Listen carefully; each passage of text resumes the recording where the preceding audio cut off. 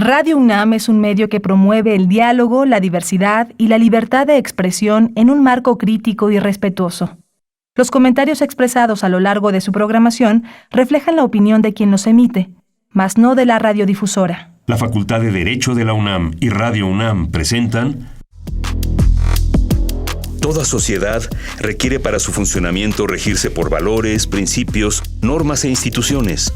A diario escuchamos, leemos y opinamos sobre temas relacionados con la legalidad. Pero, ¿verdaderamente conocemos nuestros derechos y obligaciones? Tu participación es indispensable. Acompáñanos. Derecho a debate. En la cultura de la legalidad participamos todos. Conduce Diego Guerrero. Hola, ¿qué tal? Muy buenas tardes. Bienvenidos a Derecho a Debate. En la cultura de la legalidad participamos todas y todos.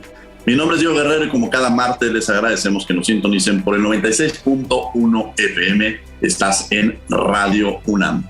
El día de hoy me acompaña en la conducción quienes son la esencia de nuestra universidad. Generalmente siempre tenemos estudiantes de la facultad, pero me da enorme gusto recibir a estudiantes siempre en esos espacios de otras facultades, hablando de la pluralidad que existe en la universidad y de este universo que tenemos. Y bueno, me acompaña un querido amigo, Carlos Torres, egresado de Literatura Dramática y Teatro de la Facultad de Filosofía y Letras de nuestra universidad. Carlos, bienvenido a Derecho a Debate. Muchísimas gracias, maestro Diego Guerrero, por la invitación. Estoy muy contento por el programa y por el tema que vamos a platicar hoy, que es el documental social americano. Y me parece un tema muy interesante porque ya desde sus inicios el cine tenía un especial interés por representar la realidad social. Basta recordar cómo los hermanos Lumière, desde esa primera proyección de películas en la historia, presentaron un pequeño cortometraje donde un grupo de obreros estaba saliendo de la fábrica en la que trabajaban. Y de esa manera el cine documental mostró que podía no solamente representar a diversas clases sociales, sino también representar un momento específico de la historia. Pero no solamente para el registro sirve el cine documental, también está muy interesado en analizar, reflexionar e investigar la realidad social. Y en América tenemos una larga tradición de documentalistas que se han interesado también por la denuncia, ya sea de distintos crímenes de Estado terribles o de muy dolorosas injusticias sociales. Entonces, pues, como decía, hay grandes documentalistas, desde Lourdes Portillo, por ejemplo, aquí en México, que hizo Señorita Extraviada sobre las muertas de Juárez, o en Chile, el documentalista Patricio Guzmán, que hizo La Batalla de Chile, que retrata el proceso del gobierno de Salvador Allende y el golpe de Estado que desgraciadamente vino después. En fin, va a ser muy grato y voy a estar muy contento de poder platicar con ustedes sobre las relaciones entre cine documental y sociedad. Muchas gracias, Carlos. Y bueno, los invitamos a que nos sigan en las redes sociales, Facebook, Instagram y Twitter. Estamos como Derecho a Debate. Carlos me acompaña el día de hoy en la conducción. Carlos Torres, ¿quiénes son nuestros invitados? Pues tenemos invitados a tres grandes. Es el doctor Carlos Alberto Mendoza, que es profesor de tiempo completo de la Escuela Nacional de Artes Cinematográficas. También está aquí con nosotros. Carlos, bienvenido. Antes vamos a saludar a Carlos. Carlos, bienvenido a Derecho a Debate. Muchas gracias, Carlos. Es un gusto.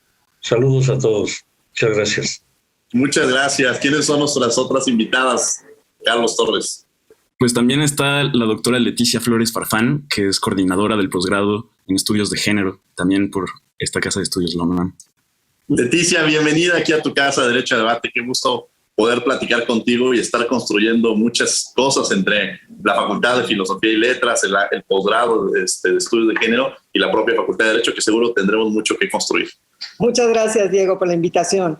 Y también está la magíster Cecilia Fiel, que es profesora de las cátedras de Estética y Estética del Cine en la carrera de Artes de la Universidad de Buenos Aires, y es también profesora de Arte Argentino en la Universidad Nacional de las Artes. Cecilia, bienvenida a Derecho a Debate. Qué gusto. Gracias, compañeros, gracias. Bueno, pues la verdad es que tenemos hoy un tema muy interesante y que además al final dentro del programa les vamos a estar haciendo una invitación para que si quieren saber más de este tema, pues puedan introducirse mucho más con un proyecto que ya les estaremos platicando a lo largo del mismo.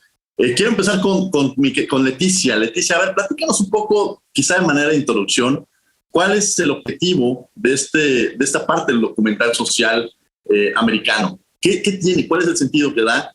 ¿Y cuál es el objetivo principal que podríamos entender dentro del mismo?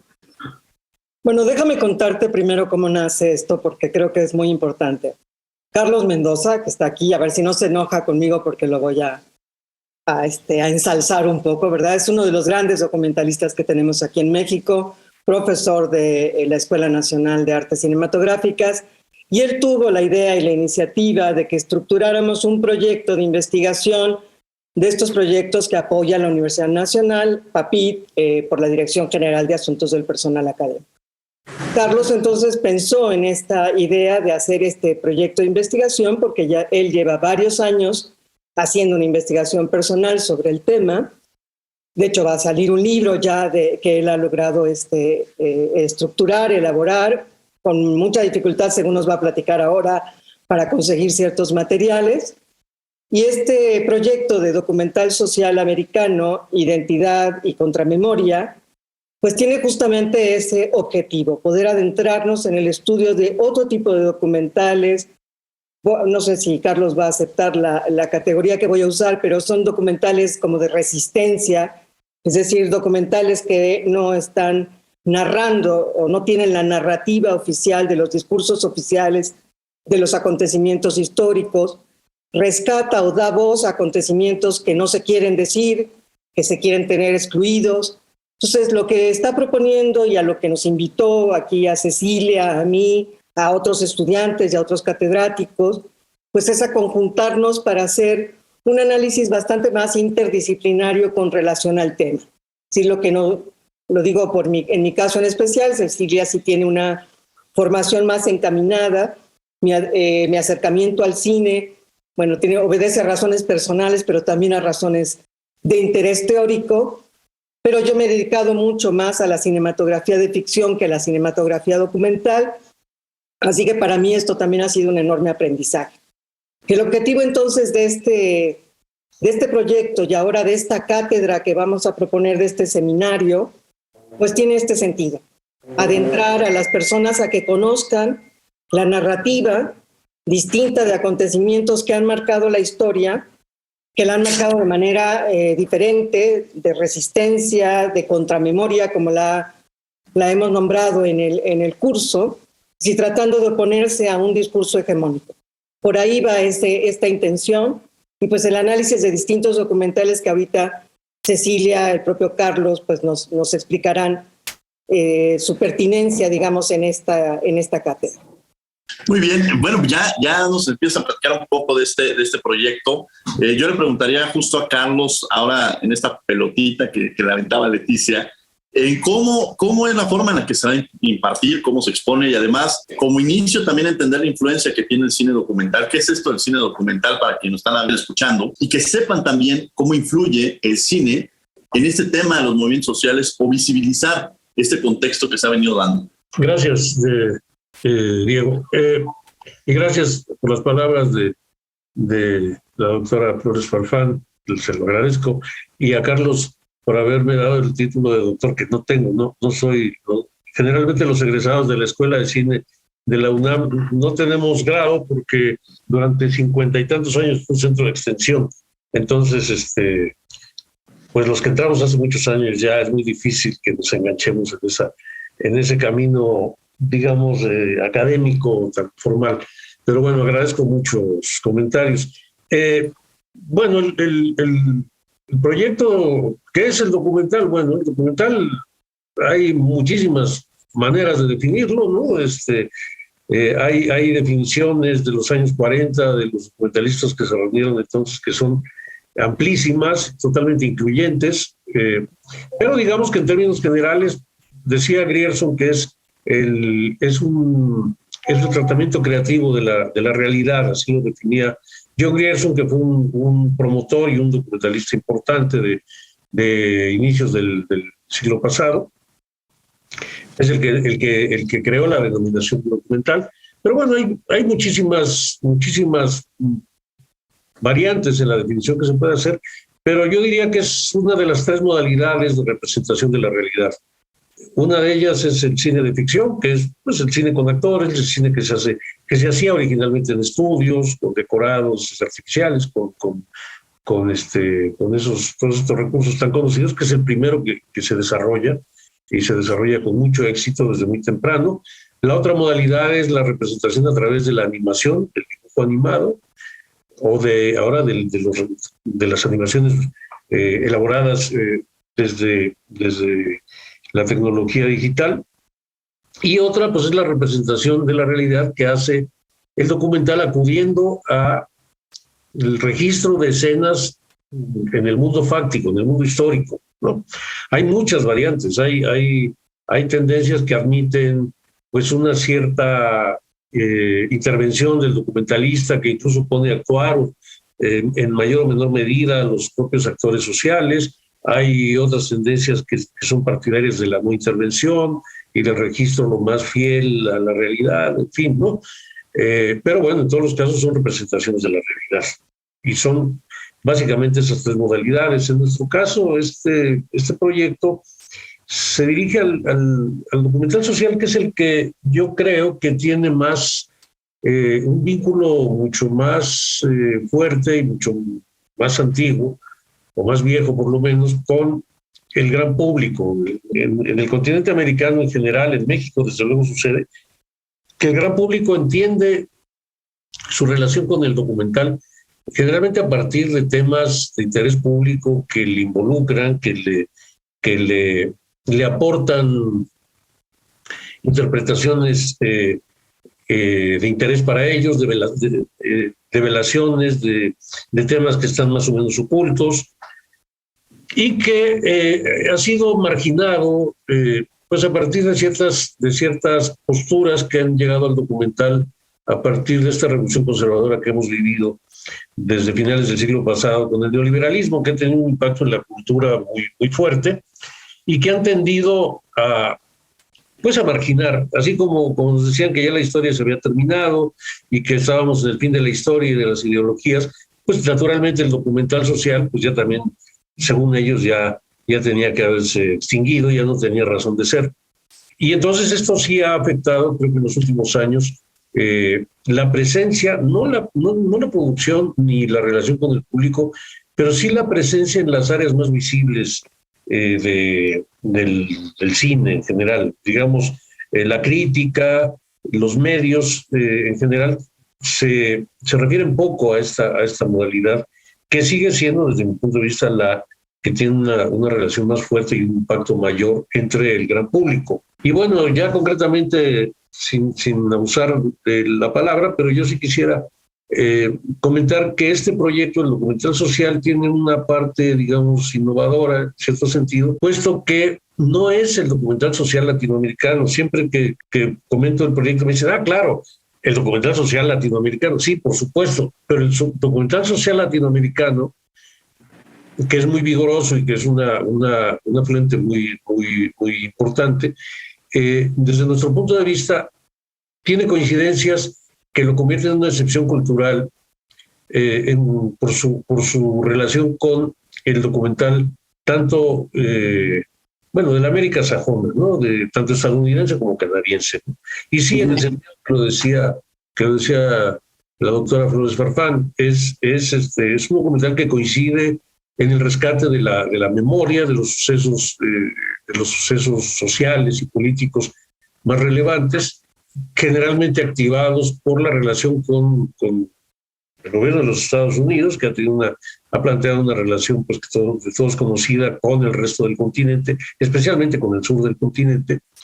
Y hay una fuerte tradición de resistencia y de oposición a las posturas injerencistas, incluso al capitalismo que exporta los Estados Unidos en el propio seno de su sociedad, ¿no? Y esta tradición, que está representada por escritores como Mark Twain, por Thoreau, pero después por Noam Chomsky, por Howard Zinn y por otros intelectuales, se refleja en el documental estadounidense, que es magnífico y que es muy crítico. A lo mejor es el documental en todo el continente que ha sido más crítico con el capitalismo. O sea, hay muchas pruebas hay muchos ejemplos de trabajos muy, muy críticos, muy claros, incluso muy radicales, aunque no necesariamente ideológicos, o sea, no, digamos que son trabajos bastante desideologizados, pero muy críticos de su propia realidad. Entonces ahí hay una convergencia que surge a partir de los años 60, a la que ya nos referiremos más adelante, para no dejar sin intervención a las compañeras. Entonces eso es lo que diría de momento. Una introducción muy interesante, Carlos, sobre también entender esta diferencia que existe entre este documental latinoamericano, pero también entender todo este documental que se está suscitando en Estados Unidos y lo que representa. Y quizás, Cecilia, a mí me gustaría tener estas diferencias, si tú logras encontrar estas diferencias de esta perspectiva comparatista, de entender cómo se está haciendo el cine documental, las convergencias y divergencias que podrían existir entre cómo se está haciendo el cine documental en América Latina, pero también cómo se hace este cine documental y cuáles son los temas que se abordan en el caso, por ejemplo, de Estados Unidos. Cecilia Fiel. Gracias, Diego. Sí, ante nada yo creo que América Latina es bastante homogénea en sus problemáticas políticas y económicas, ¿no? Y eso implica también que un cine que se realiza desde una contramemoria, tomando el concepto que dio Mario, eso implica también una memoria no oficial. Por eso, por lo general, el cine social y político latinoamericano va de la mano con luchas sociales o políticas tendientes a la liberación. Y creo que eso es algo que comparte tanto la historia mexicana como la argentina y el resto de Latinoamérica. Pero tanto México como Argentina siempre han sido las cinematografías dentro de América Latina que en mayor se han difundido, ¿no? Otra cinematografía importante es Brasil, pero por una cuestión de lenguaje queda siempre relegada. Ahora, lo que sabemos de Estados Unidos, por lo general, son esos documentales que llegan a través de las cadenas que ellos tienen monopolizados en nuestros continentes, y que es el documental industrial. Si bien uno puede ver algún ejemplo en este director, el que hizo Fahrenheit y demás, pero lo cierto es que ese documental social de base, que se realiza muchas veces de forma autogestiva, por los propios miembros de una comunidad que ha sido relegada o marginal respecto de ese discurso hegemónico, eso por lo general no llega.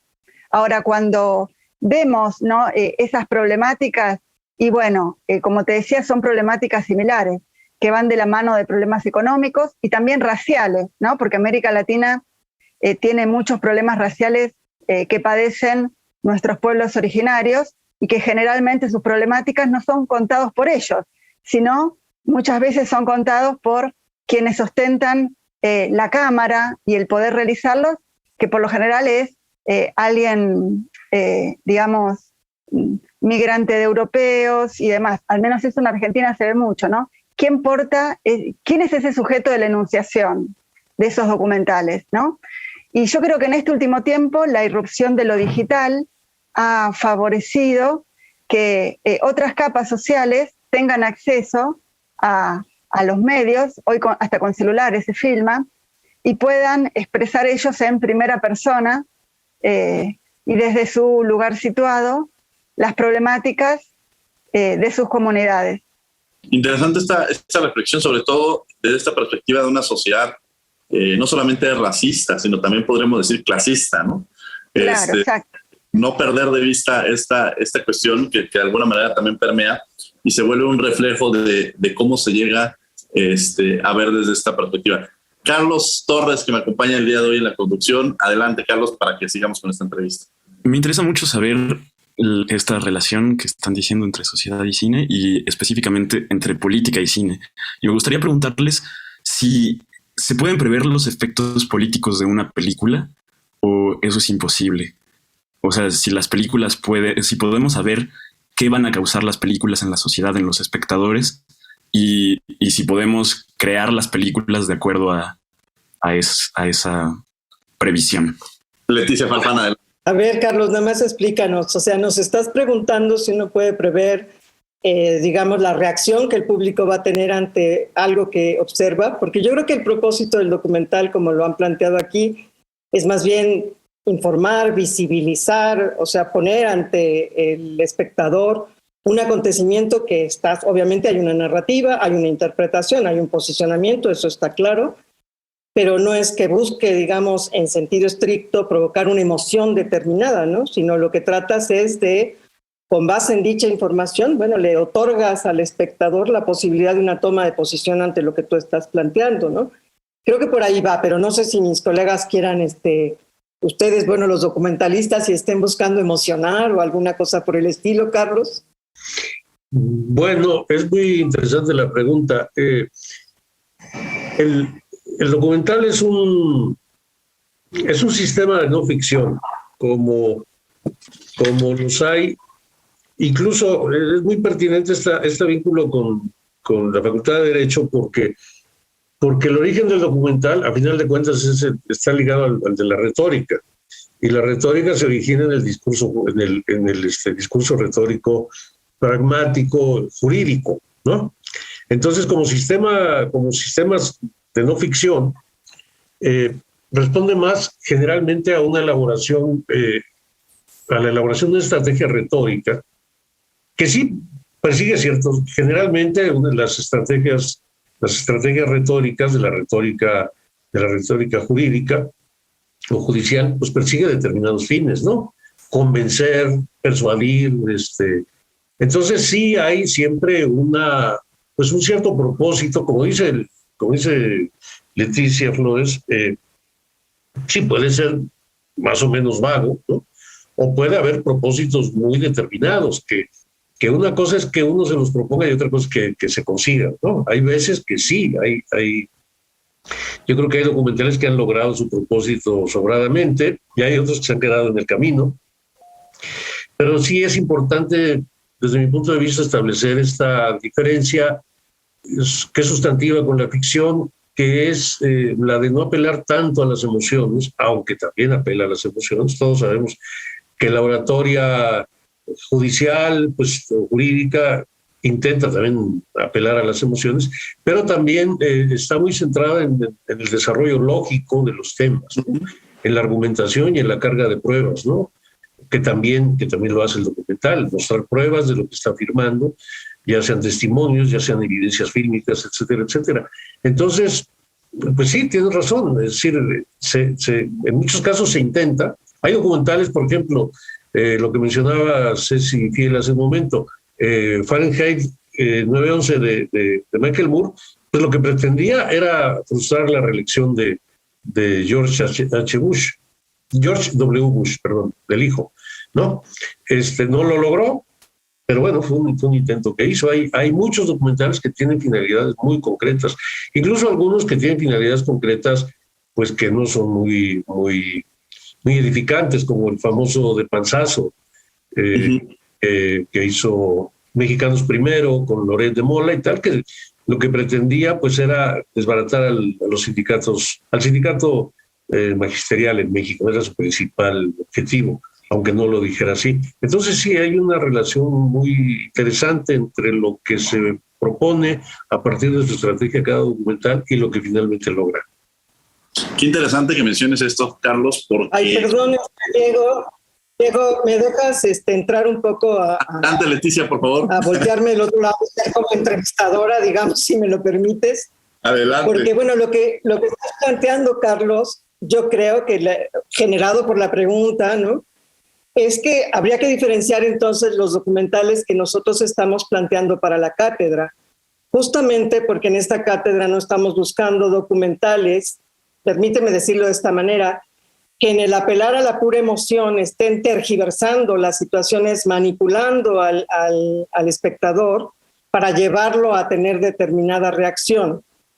Entonces, yo lo que creo, yo entiendo que siempre, en virtud de que hay una visión y hay una interpretación, pues hay una búsqueda de mostrar un cierto punto de vista, de enfatizar un punto de vista, pero sin tergiversar, digamos, el acontecimiento como tal, ¿no?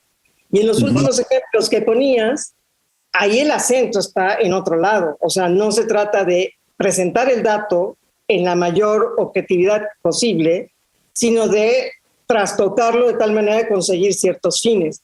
Por eso sí me gustaría que, pues no sé si se pudiera entre tú y Ceci ampliar un poco más esa respuesta, porque la elección que tenemos de los 16 documentales que se van a analizar, pues me parece que no responde a un documental que busque simplemente tergiversar la realidad para lograr una emoción o una posición del espectador. Pero no sé, ustedes digan.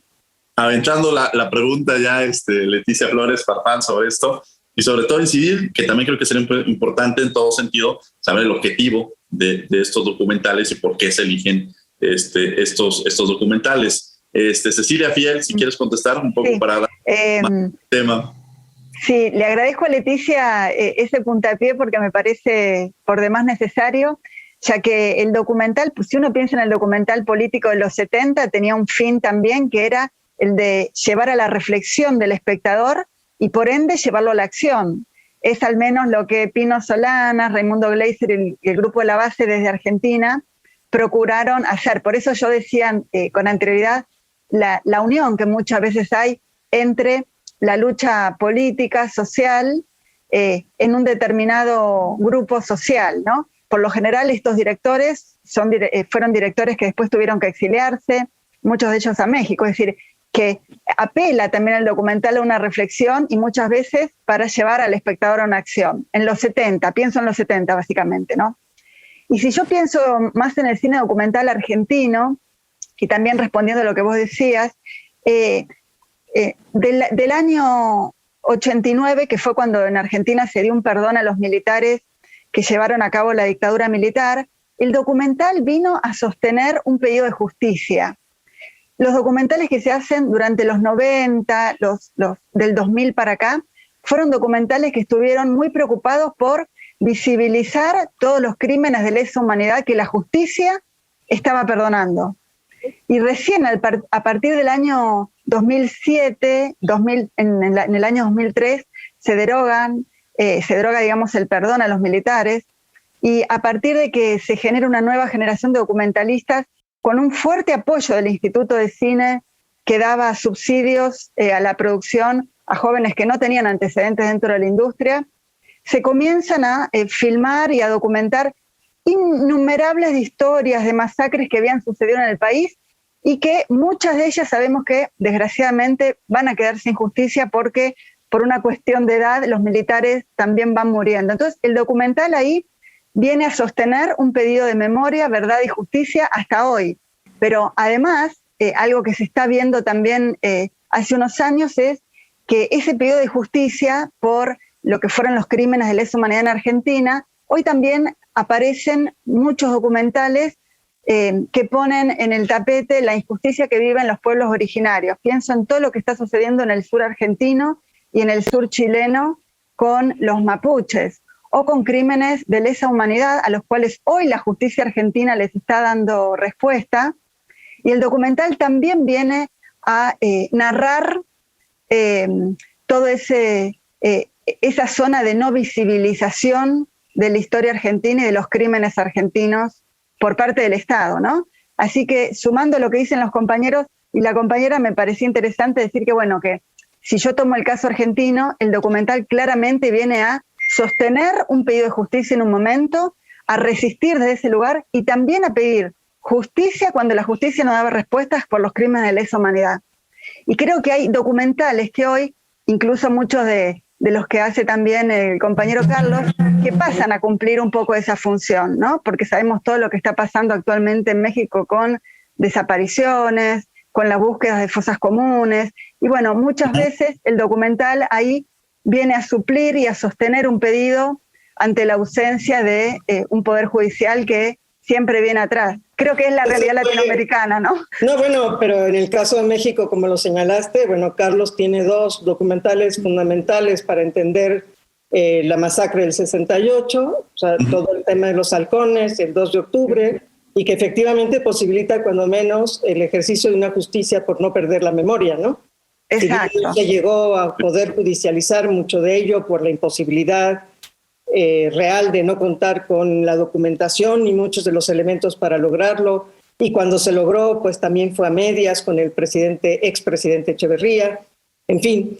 Pero digamos, ahí queda una memoria que es lo que ha trabajado bastante Carlos. Estoy hablando solamente de esos dos documentales, pero tiene muchísimos materiales que en ello están. Por eso estaba yo tan insistente en marcar la diferencia con otro tipo de documentales, claro, pues que solo buscan, la verdad, voltear ánimos, ¿no? Generar Bueno, yo soy especialista en Grecia Antigua, y en Grecia Antigua la retórica tiene dos momentos relevantes. El que tiende a la persuasión, que apela a tu raciocinio, si bien incluye a la emoción, nunca han dicho que no, pero apela al razonamiento, al argumento, a la construcción, digamos, racional. Y el otro que apela solamente a la emoción, que es esa retórica erística que solo quiere eso, enojarte, irritarte o entristecerte para lograr de ti cierta acción. Y yo creo que no es el caso de los documentales que están planteados en esta cátedra, salvo que ustedes me digan lo contrario. ¿No? A ver, Carlos, por favor. Esa pregunta, Carlos, pensando también en que si imagináramos un mundo en el cual no tuviéramos estos mecanismos o este material, no conoceríamos, como bien lo mencionaba Leticia, no sabríamos mucho de los acontecimientos que han sucedido en el mundo. O sea, nos permiten a través de estos documentales ver una realidad distinta. Yo quizá lo que sí tomando un poco de la pregunta de Carlos provocadora que nos hace Carlos Torres y en esta discusión que se ha ido marcando, quizás cuando uno lee un libro o cuando se lo comenta no tiene el mismo impacto que tiene el documental. Porque el documental lo que nos hace es ver todo el panorama de una forma distinta. Quizás sí te mueve, más que moverte en un tema de sentimientos, sino ver la realidad, el contexto de lo que se está viviendo y ver desde la realidad de lo que sucede. ¿Cuál es el objetivo de Carlos? Y quisiera retomar esta parte de elegir estos y qué esperaríamos. O sea, el alumno cuando de pronto ingresa a estos cursos, ingresa a un taller, hay una expectativa. ¿Hacia dónde va? ¿Cuál es el objeto de estar involucrados en este proyecto que tienen? ¿Y qué esperaríamos de los alumnos que salieran con qué? Híjole, es muy buena pregunta, pero no es fácil de responder. Mira, yo creo que, digamos, la convergencia de esto que mencionaba Leti Flores, de la interdisciplina, la convergencia de la historia, la ciencia social, incluso el derecho, y el documental, yo creo que puede dar muchísimos frutos, ¿no? Yo creo que una de las cosas que sería muy positivo que avanzaran con este trabajo, con este proyecto, es que los historiadores volvieran cada vez con más confianza a la vista hacia el documental como una fuente histórica, como una fuente de representación histórica, pero también como una fuente de evidencia histórica. No quiere decir que las construcciones discursivas que son los documentales no deban estar sujetos a una interpretación. Por supuesto que tienen que estar sujetos a una interpretación, pero en muchos casos son fuentes directas que nutren, pues no sé, la historia de las mentalidades, no sé, las expresiones, los hechos. No es lo mismo verlos que leerlos, efectivamente. Entonces, sí hay un aporte que no hace la cultura logocentrista, ¿no? Ahora, desde luego, esto también conviene que pase también por la escritura, ¿no? Es decir, no nos vayamos con la pinta de que una imagen vale más que 1000 palabras. Yo diría, una imagen y 1000 palabras valen más que cualquier otra cosa, ¿no? Porque también hay que desmontar los discursos, hay que saber en qué condiciones fueron hechos. Tenemos muchos ejemplos por ejemplo, en toda la filmografía del 68 mexicano, pues hay varios documentales que toman escenas de Tlatelolco, pero que no son del 2 de octubre, sino de mítines que se celebraron antes y que hay que saber situarlos históricamente porque esa gente que está ahí reunida frente al edificio Chihuahua no está ante la inminencia de una masacre. Ese día no hubo masacre. Entonces, desde la ubicación precisa de cómo fue producida cada imagen, en qué momento, en qué circunstancias, que es algo que pasa por fuentes ajenas a la audiovisual. Entonces, todo este trabajo de situar los hechos históricos y de pasarlos por todos las cribas de la historia, del análisis sociológico, en fin, pues creo que dan resultados muy interesantes, ¿no? Otra es, lo platicaba mucho con Cecilia recientemente, es el entender al documental como una fuente aliada a las otras disciplinas que nos puede llevar a una pedagogía muy interesante. Nosotros estamos hablando de la pedagogía de la decolonización, ¿no? Es decir, hay una porción de documentales que bien analizados y que bien desmenuzados nos pueden dar una idea muy precisa de qué peso ha tenido en nuestra historia pues la relación tan difícil con el gran vecino del norte, y cómo ha sido esto determinante para nuestra situación tanto histórica como sociológica como cultural incluso, ¿no? Entonces hay objetivos múltiples, pero digamos que sí creo que la introducción del documental es un factor de auténtica innovación si lo abordamos con rigor. No es solo peliculitas para creerles tal cual a pie juntillas, no, es también desmontar las películas, entender qué están diciendo. Hay películas, por ejemplo, Diego, que en su origen son películas netamente propagandísticas, pero ya con el tiempo pues son fuente histórica en más de un sentido, o historiográfica, ¿no? Entonces, o sociológica también, ¿no? Claro. Entonces, esta perspectiva siempre hay que tenerla, y yo creo que la interacción con alumnos de la Facultad de Filosofía y Letras, de Historia, de Estudios Latinoamericanos, que esperemos que haya muchos, de la Facultad de Ciencias Políticas y Sociales, incluso pues, los cineastas que se sumen, no esperamos demasiados, pero ojalá y sí los haya. Creo que va a ser muy interesante porque son distintas perspectivas. Claro, Carlos. Hay los de derecho, ¿no, Diego? Ojalá hay algunos de derecho, se animen ahí.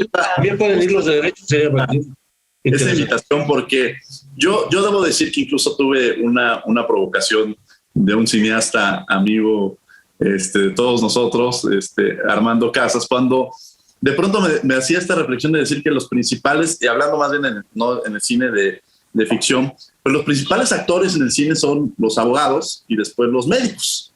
Entonces, pero los abogados, y la verdad es que también se vuelve muy interesante, porque cuando yo le pregunto a muchas y a muchos de mis alumnos por qué estudian Derecho, quizá el primer acercamiento que tuvieron fue con el cine o con series no de México, sino estadounidenses. Entonces ellos entran al sistema jurídico mexicano pensando que se va a llevar un juicio en el que va a haber un jurado, en el que ellos se van a hablar, y cuando de pronto llegan a Derecho se percatan pues que esto es completamente distinto, y que nos lleva a que mucho de lo que más bien se ha hecho en México relacionado con el derecho pues es el cine documental. Ahora yo voy a hablar voy a dar una ponencia en los próximos días, esta semana, la estamos dando en España, sobre la justicia, la independencia del Poder Judicial, y lo que me estoy basando es partiendo del cine, de la literatura y de los documentales que existen, en donde nos muestran la falta de independencia que en un momento dado puede llegar a existir, pero es a través de esto. Y creo que es muy interesante poder vincular y relacionar a los documentales y al cine con otras disciplinas. Es más, es trascendental esta relación que toca todas las áreas. Cualquier materia, yo creo que aquí sí hago esta provocación. Desde una perspectiva jurídica, el cine y los documentales nos ayudan en la materia en la que queramos a poder entender de mejor manera. Es más, los abogados tendríamos que empezar a ocupar más los documentales, más el cine, pero precisamente este curso, por eso creo que es muy importante, porque nos ayuda a entenderlo desde otra perspectiva, Leticia, cosa que yo quiero retomar contigo, esta perspectiva pedagógica que ustedes han encontrado y que además se me hace extraordinario que lo estén haciendo, y que, repito otra vez, hago esta invitación a los abogados, que tenemos que estar ahí y que tenemos que tomarlo, y que además yo me sumo a que seguramente voy a estar en muchas de estas sesiones. Mira, Diego, yo lo que creo que atraviesa a todas nuestras disciplinas es un tema ético-político que ya señaló Cecilia, que es el tema de la justicia. O sea, no estamos hablando del derecho positivo, estamos hablando de ese valor que deberíamos de estar peleando todos por mantener. Y creo que por ahí es una justicia que no es regateable, es una justicia que no es negociable. Ese tema ético-político es el que atraviesa este curso, porque todos los documentales que se han planteado para ser analizados tienen este punto de inflexión.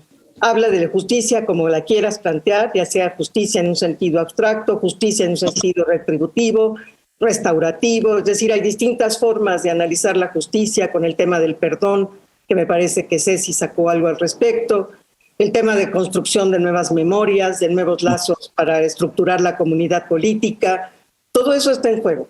Y yo creo que lo interesante será si las y los estudiantes de este curso logran hacerse las reflexiones. Queremos no dogmatizar, sino abrir, digamos, la discusión, abrir la reflexión, que la gente se posicione ante ciertos temas, ¿no? Y yo creo que eso es lo más importante. Estos son temas sociopolíticos, son temas que han afectado a la estructuración del lazo comunitario, porque lo han fracturado, porque estamos hablando de masacres, homicidios, injusticias, desapariciones. En fin, hay muchos temas que lamentablemente tenemos en nuestras sociedades contemporáneas de daño y de fractura al vínculo político-social. Y yo creo que de eso se trata este curso, de mostrar esos momentos que sí son lamentables de desestructuración de lo común, para poder, digamos, hacer una reflexión de cómo deberían ser nuestras actitudes, nuestras acciones, como decía Cecilia, no solo nuestros pensamientos, con relación a este tipo de problemáticas y a nuestro hacer en la sociedad, ¿no? Creo que por ahí va la cuestión. Y bueno, a ver si ahora sí mis colegas pueden decir alguito de los 16 documentales que están propuestos, ¿no?, para este curso. Porque mira, de haber sido yo, hubiera metido alguno de animales, porque soy una animalera, animalista, defensora, etcétera, ¿no? Pero, por ejemplo, los documentales de animales a mí me parece muy interesante por la pregunta que hacía Carlos André, de las reacciones. Claro. Depende mucho cómo, por eso ahí sí retomo lo que dijo Carlos, no solo la imagen, sino el texto, es decir, el discurso, las razones, para que tú puedas la imagen contextualizar qué estás discutiendo y te des cuenta de una injusticia cuando estés viendo, por ejemplo, perpetradores de Camboya, etcétera, o de cualquier lado del mundo. Por ahí iría mi idea, a ver si ahora sí mis colegas dicen algo de nuestros 16 documentales que vamos a ver. Aprovechando este comentario que hace Leticia, justamente irnos a una pequeña probada o algo que nos quieran platicar sobre estos 16 documentales para que quienes nos están escuchando tengan y que sepan de lo que estamos hablando y de lo que van a conocer, a estudiar, a reflexionar en este proyecto. Adelante, Cecilia Fiel, si quieres empezar. El rastreo que estamos haciendo hasta el momento, al menos para llevar los documentales de Argentina y del Cono Sur, son documentales relacionados básicamente a lo que fue la lucha política de los 70 y la relectura desde la actualidad. Encontramos unos cuantos documentales interesantes en el sentido de que, si bien hablan de la realidad de Uruguay, por ejemplo, de Argentina, también inscriben a México en su realización, o porque fueron realizados muchas veces desde el exilio mexicano, o porque sus realizadoras viven en estos momentos allá, como una directora uruguaya, Diana Cardoso, que tiene un documental 7 instantes sobre lo que fue la lucha de los Tupamaros en Uruguay, y hace ya unos cuantos años vive en México. O también, por ejemplo, una película que no es tan conocida en México, realizada por Raimundo Gleiser, que se llama México, la Revolución Congelada. A los pocos años después de realizada, a Gleiser lo desaparecen y continúa desaparecido hasta hoy, que la verdad es un peliculón, porque se mete en la campaña del presidente Echeverría y se mete con una identidad medio falsa, porque si bien él era periodista, él dice que va a hacer un registro de su campaña, pero en realidad cuando uno ve lo que hizo fue mostrar toda la corrupción que escondía ese discurso presidencial, ¿no? Así que bueno, está en YouTube, la pueden ver, y es una de las películas que también vamos a pasar. Bueno, Carlos, si querés comentar algo más relacionado a los títulos.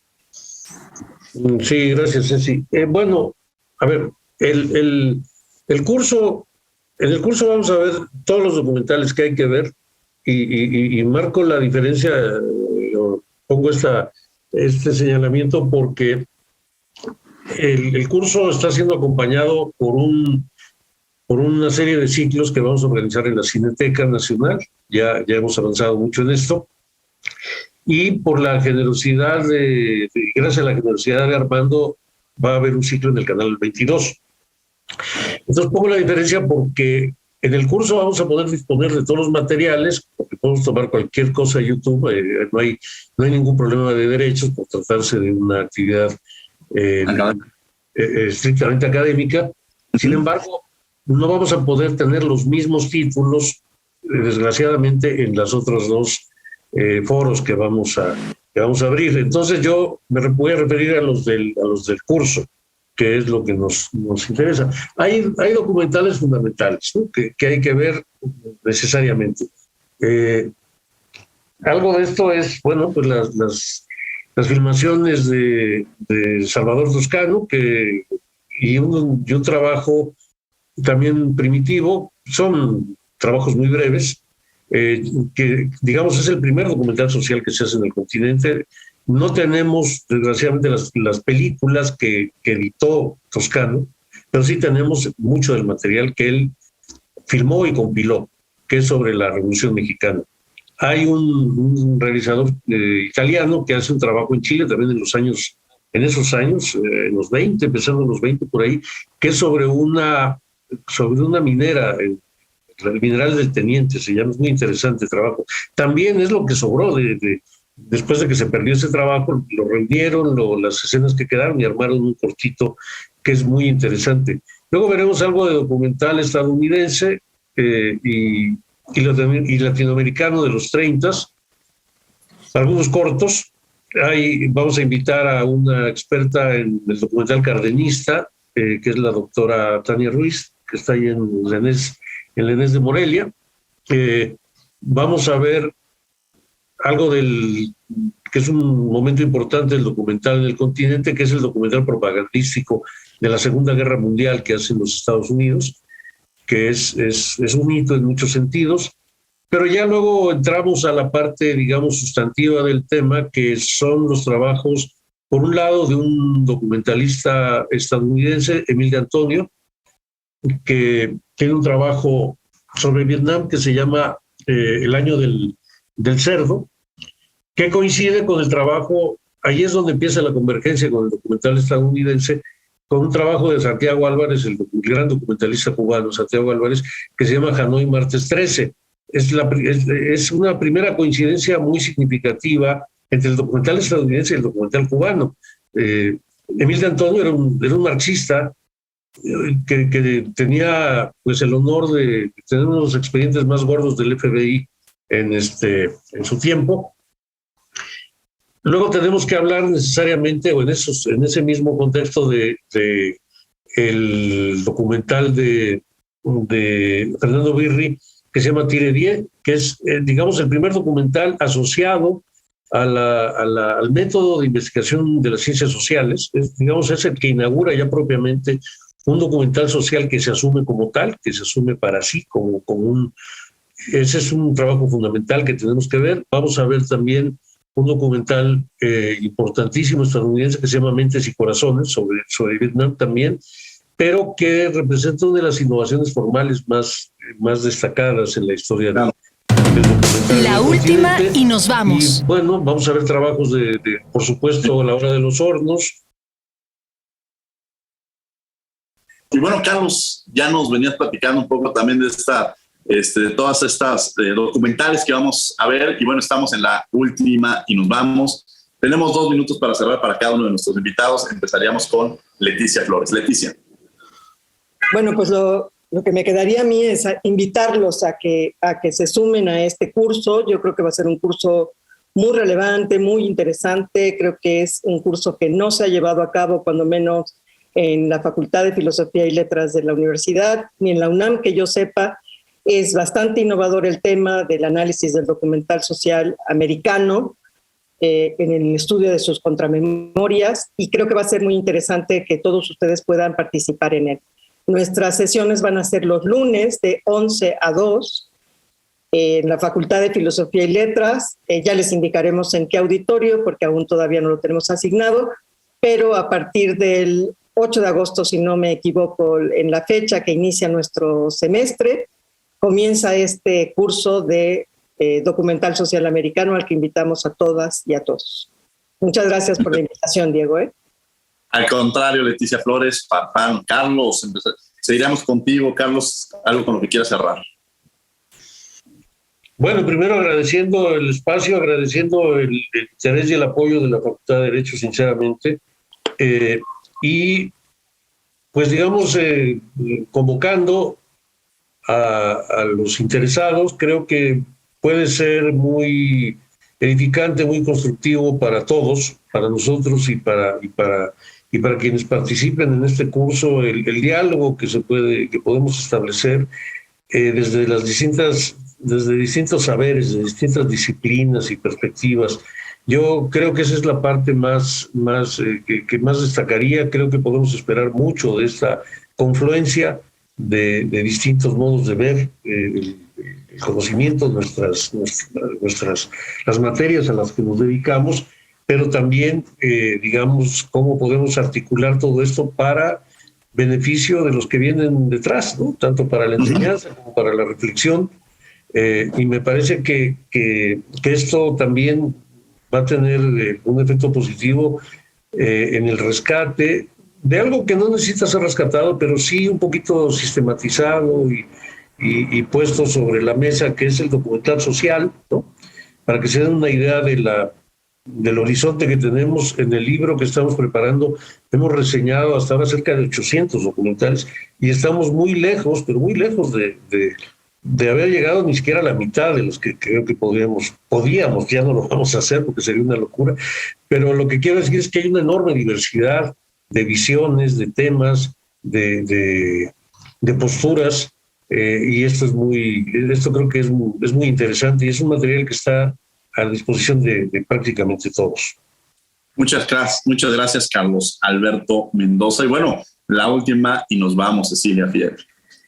Bueno, ante nada, agradecerles a Leticia y a Carlos esta posibilidad. Siempre México es muy solidario con los argentinos, así que bueno, para mí es un honor estar en esa universidad maravillosa, un lujo para América Latina y para los mexicanos. Así que bueno, hecho el agradecimiento, me parece que todavía no se dan cuenta el valor que va a tener este seminario o esta materia en unos años cuando se revisen esta lectura por los 100 años de cine documental social americano. Por ejemplo, en Argentina no se está haciendo nada similar, teniendo una tradición del cine documental tan importante como la de México. Así que bueno, yo creo que es una posibilidad para aprovechar, para afianzar el diálogo entre los países latinoamericanos y saber que podemos pensar por nosotros, ¿no?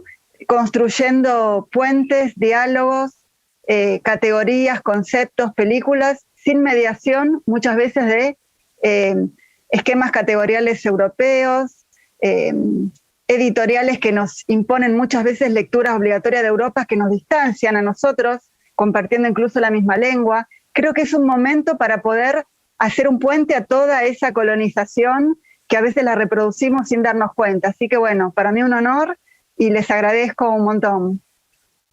Muchas gracias, Cecilia Fiel. La última nos vamos, Carlos Andrés Torres. Pues nada, me parece que es un proyecto de un curso muy interesante que sin duda no nos deberíamos perder, porque además creo que tienen invitados en cada una de las sesiones que van a estar muy interesantes. Y como decía el buen Carlos Mendoza, pues es un curso que además recupera el cine social en esta época en la que ha sido tan despreciado, que es el neoliberalismo.